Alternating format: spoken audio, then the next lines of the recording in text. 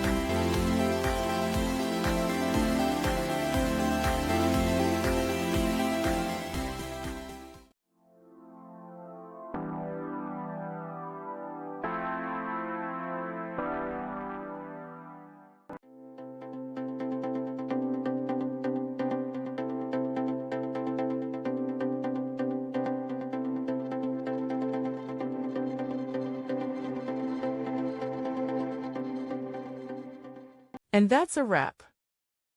I hope you found the answer you were looking for. If you did, take a second to hit that subscribe button. It really helps out. And let me know in the comments which solution worked best for you. See you next time in the debug zone.